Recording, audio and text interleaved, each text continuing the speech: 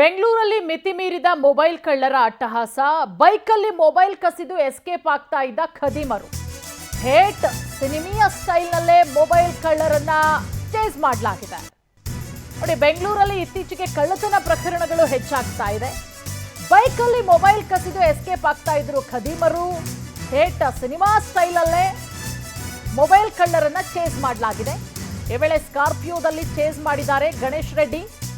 Chase ಮಾಡಿ ಬೈಕಿಗೆ ಗುದ್ದಿದ್ದಾರೆ ಮಾಜಿ ಕಾರ್ಪೊರೇಟರ್ ಗಣೇಶ್ ರೆಡ್ಡಿ. ಬೆಳಗ್ಗೆ 5 ಗಂಟೆಯ ವೇಳೆಗೆ ಜಿಮ್ಗೆ HBR ಲೇಔಟ್ನಲ್ಲಿ ತೆರಳುತ್ತಾ ಇದ್ರು. ಈ ವೇಳೆ ಆದಂತಹ ಘಟನೆ. ಮೊಬೈಲ್ ಕಳ್ಕೊಂಡವರನ್ನ ಕಾರಲ್ಲಿ ಕೂರಿಸ್ಕೊಂಡು ಚೇಸ್ ಮಾಡೋದು ನೋಡಿ, ಸೇಮ್ ಸಿನಿಮಾ ಸ್ಟೈಲಲ್ಲೇ ಚೇಸ್ ಮಾಡಿದ್ದಾರೆ. ಬೈಕ್ನಲ್ಲಿ ಬೀಳ್ತಾ ಇದ್ದಂತೆ ಓಡ ಹೋಗ್ತಾರೆ. ಬಳಿಕ ಲಾಂಗ್ ಹಿಡಿದು ಬಂದು ಧಮಕಿ ಕೂಡ ಹಾಕಿದ್ದಾರೆ. ಲಾಂಗ್ ತೋರಿಸಿ ಬೆದರಿಸಿ ಮೊಬೈಲ್ ಎಸೆದು ಬೈಕಲ್ಲಿ ಎಸ್ಕೇಪ್ ಆಗಿದ್ದಾರೆ. ಕೆಜಿಹಳ್ಳಿ ಪೊಲೀಸ್ ಠಾಣಾ ವ್ಯಾಪ್ತಿಯಲ್ಲಿ ನಡೆದಿರುವಂತಹ ಘಟನೆ ಇದು. ಇದುವರೆಗೂ ಕೂಡ ಪೊಲೀಸ್ ಠಾಣೆಯಲ್ಲಿ ಈ ಬಗ್ಗೆ ದೂರು ದಾಖಲಾಗಿಲ್ಲ. ನೋಡಿ, ದೃಶ್ಯಾವಳಿಗಳಲ್ಲಿ ಗಮನಿಸ್ತಾ ಇದ್ದೀರಾ ಯಾವ ರೀತಿ ಎಸ್ಕೇಪ್ ಆಗ್ತಾ ಇದ್ದಾರೆ. ಅವ್ರ ಕೈಯಲ್ಲಿ ಲಾಂಗ್ ಕೂಡ ಇದೆ.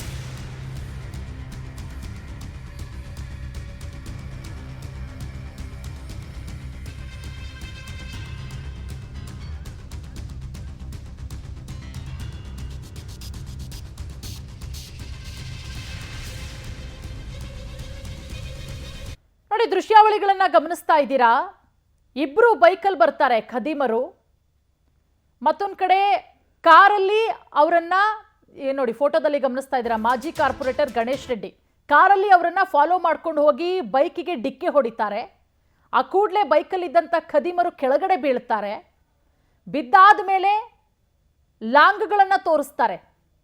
ಹೆದರಿಸಿ ಬೆದರಿಸೋದಕ್ಕೆ ಪ್ರಯತ್ನ ಪಡ್ತಾರೆ. ಬೈಕಲ್ಲಿ ಬೀಳ್ತಾ ಇದ್ದಂತೆ ಓಡಿ ಹೋಗಿ ಅದಾದ ಮೇಲೆ ಲಾಂಗ್ ಹಿಡ್ಕೊಂಡು ಬಂದು ಧಮಕಿ ಹಾಕೋದು ನೋಡಿ. ಇಬ್ರು ಕೂಡ ಹೆಲ್ಮೆಟ್ ಹಾಕಿದ್ದಾರೆ. ಅವ್ರ ಕೈಯಲ್ಲಿ ಲಾಂಗ್ ಇದೆ. ಅವ್ರ ಹಿಂದೆ ಓಡ್ತಾ ಇದ್ದಾರೆ. ಮಾಜಿ ಕಾರ್ಪೊರೇಟರ್ ಗಣೇಶ್ ರೆಡ್ಡಿ ಅವರನ್ನ ಹಿಂಬಾಲಿಸ್ಕೊಂಡು ಹೋಗ್ತಾ ಇದ್ದಾರೆ. ಫುಟೇಜಸ್ ಅಲ್ಲಿ ಗಮನಿಸಬಹುದು, ಸಿಸಿ ಕ್ಯಾಮೆರಾ ದೃಶ್ಯಾವಳಿಗಳು. ಈ ಸಂಬಂಧ ಕೆಜಿಹಳ್ಳಿ ಪೊಲೀಸ್ ಠಾಣಾ ವ್ಯಾಪ್ತಿಯಲ್ಲಿ ನಡೆದಿರುವಂತಹ ಘಟನೆ ಇದು. ಆದರೆ ಇದುವರೆಗೂ ಕೂಡ ಪೊಲೀಸ್ ಠಾಣೆಯಲ್ಲಿ ಯಾವುದೇ ಕಂಪ್ಲೇಂಟು ದಾಖಲಾಗಿಲ್ಲ. ಈ ಬಗ್ಗೆ ಮತ್ತಷ್ಟು ಮಾಹಿತಿ ಕೊಡ್ತಾರೆ ನಮ್ಮ ಪ್ರತಿನಿಧಿ ವೆಂಕಟೇಶ್. ನಮ್ಮ ಜೊತೆಗೆ ನೇರ ಸಂಪರ್ಕಕ್ಕೆ ಜಾಯ್ನ್ ಆಗಿದ್ದಾರೆ. ವೆಂಕಟೇಶ್, ಬೆಂಗಳೂರಲ್ಲಂತೂ ಇತ್ತೀಚೆಗೆ ಕಳ್ಳತನಗಳು ಮಿತಿ ಮೀರಿದೆ. ಸೇಮ್ ಸಿನಿಮಾ ಸ್ಟೈಲಲ್ಲೇ ಮೊಬೈಲ್ ಕಳ್ಳರನ್ನ ಚೇಸ್ ಮಾಡಿದ್ದಾರೆ ಮಾಜಿ ಕಾರ್ಪೊರೇಟರ್ ಗಣೇಶ್ ರೆಡ್ಡಿ ಅವರು. ಸದ್ಯಕ್ಕೆ ಈ ಸಂಬಂಧ ಕೇಸ್ ಏನಾದರೂ ರಿಜಿಸ್ಟರ್ ಆಗಿದೆಯಾ, ಯಾರು ಅನ್ನೋದ್ರ ಬಗ್ಗೆ ಏನಾದರೂ ಮಾಹಿತಿ ಸಿಕ್ಕಿದ್ಯಾ?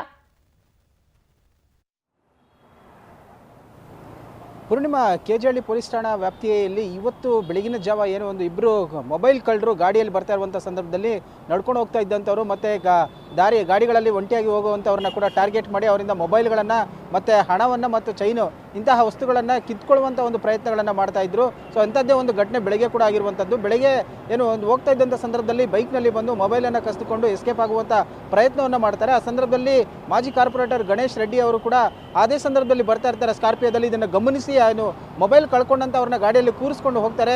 ಒಂದು ಸಿನಿಮೆಯ ಶೈಲಿನಲ್ಲಿ ಹೋಗಿ ಅವ್ರನ್ನ ಚೇಸ್ ಮಾಡಿ ಆ ಗಾಡಿಗೆ ಡಿಕ್ಕಿ ಹೊಡಿತಾರೆ. ಡಿಕ್ಕಿ ಹೊಡೆದಂಥ ಸಂದರ್ಭದಲ್ಲಿ ಅವ್ರು ಬೀಳ್ತಾರೆ.